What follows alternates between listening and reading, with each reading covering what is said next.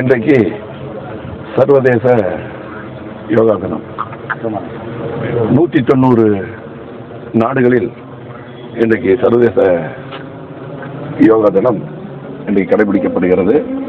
இந்த அடிப்படையிலே இந்தியாவிலே பாரத பிரதமர் அவர்கள் இன்றைக்கு நரேந்திர மோடிஜி அவர்கள் இன்றைக்கு ஆரம்பித்து தொடங்கி, அதே போல் இன்றைக்கு தமிழ்நாடு முழுவதும் இன்றைக்கு எங்களுடைய பொதுச் செயலாளர் எடப்பாடியார் அவர்களும் இதை வலியுறுத்துவார்கள் என்றால் மனநலமும் அமைதியாக இருக்கும்.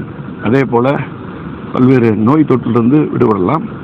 குறிப்பாக எங்களது பொதுச் செயலாளர் எடப்பாடியார் அவர்கள் குறிப்பிடுவது இந்த போதை கலாச்சாரத்திலிருந்து விடுபட கண்டிப்பாக இந்த யோகா அனைவரும் பின்பற்ற வேண்டும். குறிப்பாக இளைஞர்கள், அதே போல் சகோதரிகள், மகளிர்கள், அதே போல் வயதானவர்கள், மூத்தவர்கள் எல்லாருமே கடைபிடித்தால் உடல்நலம் மனநலமெல்லாம் அமைதியாக இருக்கும் என்ற அடிப்படையில் இன்றைக்கு சர்வதேச யோகா தினம் கடைபிடிக்கப்படுகிறது.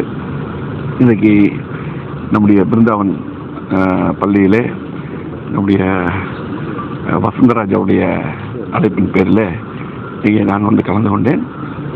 உண்மையாலுமே நம்முடைய குழந்தைகள் எல்லாம் சிறப்பான முறையில் இது செய்தது மனதுக்கு நிம்மதியாக இருக்கிறது. இந்த பகுதியில் ஒரு நல்ல ஒரு தரமான பள்ளியாக இன்னைக்கு பிருந்தாவன் பள்ளி விளங்கி கொண்டிருக்கிறது.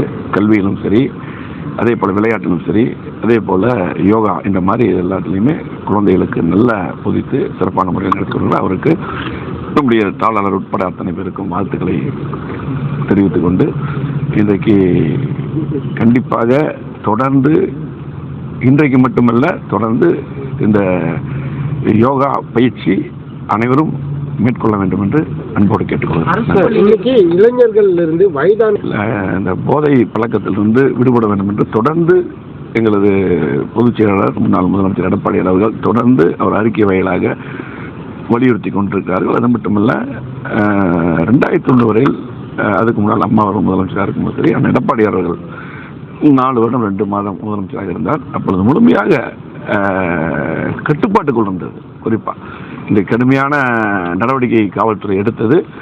இன்றைக்கு பார்த்தீங்கன்னா கிட்டத்தட்ட இந்த 4 ஆண்டுகளுக்கு மேலாக இன்றைக்கி எங்கே பார்த்தாலும் போதை கடுமையான குற்றச்செயல்கள் அவர் ஈடுபடுகிறார்கள். போதை பழக்கத்தில் அதே போல் இளைஞர்கள், மாணவர்கள் எல்லாம் அவருடைய வாழ்க்கையை சீரழிக்கக்கூடிய நிலையில் தான் தொடர்ந்து எங்களது பொதுச் செயலாளர் எடப்பாடி அவர்கள் அதை வலியுறுத்தி கொண்டிருக்கிறார்கள். ஆகவே கண்டிப்பாக இதுக்கு முழுமையாக 2026 எடப்பாடியார் முதலமைச்சராக வரும்பொழுது இது முழுமையாக தடுக்கப்படும் என்பதை தெரிவித்துக் கொள்கிறேன். நன்றி.